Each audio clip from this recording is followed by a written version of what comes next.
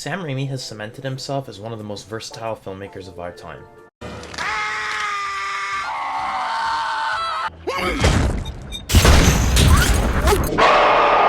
Groovy. One that deserves to be in the same conversation as other greats like Spielberg. He created such a distinct style which he's employed in all of his films. Oh. Heightening all of them to higher levels of awesomeness. While most people know him from his work on the Spider-Man trilogy, Sam, I won't be spoken to in that manner. You talking back to me? he's built such a unique catalog of films, really showing off his versatility, being able to work in any genre. But the one film that many overlook is The Quick and the Dead. Westerns were a staple of Hollywood during the Golden Age, and have been around since the inception of cinema. The Great Train Robbery in 1903 was the first Western to be shot in the US. By the late 30s, Western film had become a staple thanks to the works of John Ford. When the horizon's in the middle, it's boring as shit. Now, good luck to you. And get the fuck out of my office. Creating household names and actors like John Wayne and Gary Cooper. The Western evolved into the go-to genre that Americans loved to see from the 40s to the 60s. Into the mid-60s, it evolved as shooting the films in Sicily became a popular way of growing the medium overseas. The late 60s led to a new era, with Italian filmmaker Sergio Leone helping to shape it, creating now iconic stars in the form of unlikely leading men like Clint Eastwood, Lee Van Cleef, and Charles Bronson. By the mid-70s to 80s, Western movies were effectively dead. A genre that made up the majority of films released became just a fad fading away in history. By the 90s, Westerns miraculously came back in glorious fashion. Thanks to films like Back to the Future Part 3, Dances with Wolves, and Unforgiven, the 90s gave way for a new generation of Westerns to be told. The main difference this time is that many of these films were very much a subversion of Westerns, tackling taboo themes and flipping the nature of common tropes. This was the revisionist Western. 1993's Tombstone in many ways brought back the classic American Western. Led by an insane ensemble cast, the movie was everything you'd want in a Western. Thanks to Tombstone, more all-around fun Westerns were starting to come out. Maverick, Desperado, Zorro, and of course, The Quick and the Dead. Inspired by classic Western film and spaghetti westerns, The Quick and the Dead was Sam Raimi's answer to Unforgiven, but with his own flavor. Sony began developing the project with Raimi and screenwriter Simon Moore. They chose to have the lead be a woman, with Moore stating, "When you introduce women into that kind of world, something very interesting happens, and you have an interesting dynamic straight away." Raimi felt the film was the perfect opportunity to stretch the limits of his technical and creative ability. After the success of Basic Instinct in 1993, Sony were keen on having Sharon Stone again for this film. Approved! Russell Crowe would nab the role of the male lead Court, but Sony were extremely resistant to this idea, which needed persuasion from both Raimi and Stone, who were big fans of Crowe's award-winning role in Romper Stomper. Sony was worried because American audiences were not familiar with them. It would harm the box office potential. No. It's now illegal. Sam Raimi was adamant on having Crowe, saying, "I found Crowe to be bold and challenging. He reminds me of what we imagine the American cowboy to have been like." Gene Hackman was cast as the villainous John Herod, making his return to the Western genre just 3 years after Unforgiven. Hot off an Academy Award nomination for What's Eating Gilbert Grape. Boom, boom, boom, boom, boom. I ain't got a good brain. Arnie? That's dead. Okay, That's stop dead. it You make me happy. Weird. Leonardo DiCaprio was cast as Herod's son, the Kid.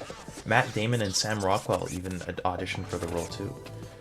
Despite Leo's Oscar-nominated performance, Sony didn't see the potential in him, leading Sharon Stone to compromise by paying his salary out of her own pocket. Her massive help in acquiring financing and helping in the casting led to her receiving a producer credit, becoming an instrumental figure in bringing the film together. Starring Sharon Stone as the lone gunslinger, The Lady, she sets foot in the town of Redemption, run by outlaws through fear. Its mayor, John Herod, a notorious bandit, announces a fast-draw shooting tournament which attracts colorful characters from the entire West to join, with great actors like Keith David, Lance Henriksen, and Tobin Bell playing really cool gunfighters. Henriksen plays Ace Hanlon, a deadly yet charismatic gunslinger with card-related magic tricks.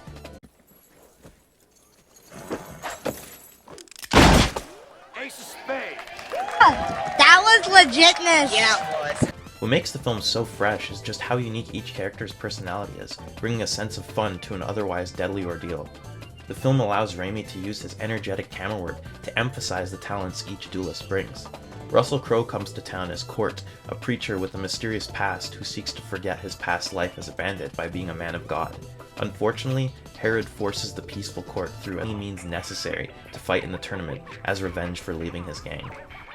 As the film progresses, the stakes go up as the gunfights go from incapacitating the opponent to straight deadly with some pretty brutal kills. While the lady proves to be a hardened person who's endured through a place of lawlessness, she's shown to still be vulnerable when needed and has a soft spot for others behind her cold exterior. Unlike some of today's modern female characters, the lady is shown to have flaws in a way that makes her character well-rounded and relatable. We want them to really be with Sharon's character throughout the course of this picture, so Sharon decided to dispel with all that makeup, and she really wanted to get the audience to understand where she was coming from, and she was able to open herself up to the audience, I think, and show a little vulnerability and a little weakness at times. And then when she was able to finally confront the demons of her past and overcome them, I think it made her a bigger hero because she let us in on her weaknesses.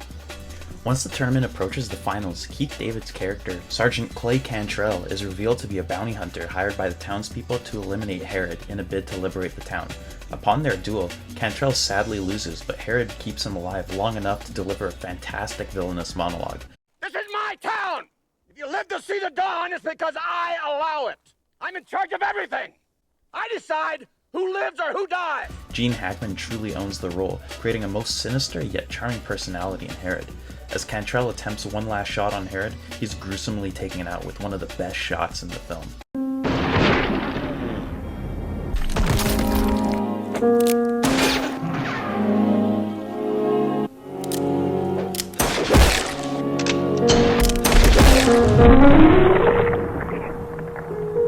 Boy, that escalated quickly.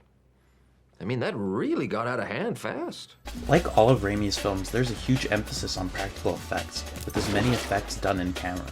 Since the original Evil Dead, which Raimi made at just 21 years old, he's constantly thought outside of the box to bring a zany style to the screen.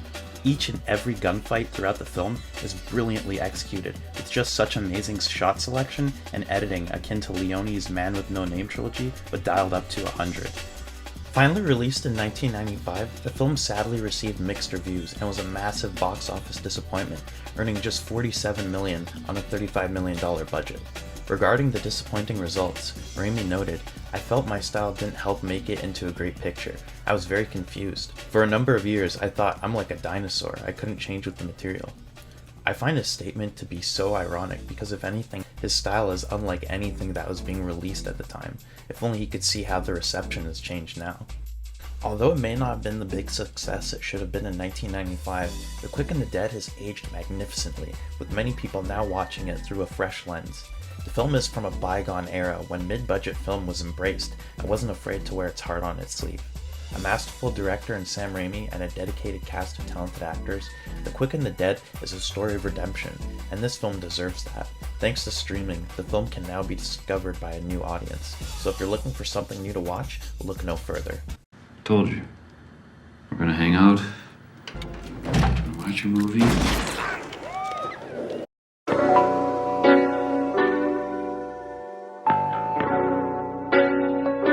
Louis Vuitton umbrella when I walk through the rain in the kitchen with the chicken kind of bread like kind. Good dog, got a Mexican liquor like Johnny Dine. Eat deep muddy water stick, carry my cage. Right pocket got money, left pocket cocaine. Bulletproof white Cadillac, ride in the tank. I'm a dirty baby from Dirty Bay with a dirty face. Slide down your block, light it up with flames.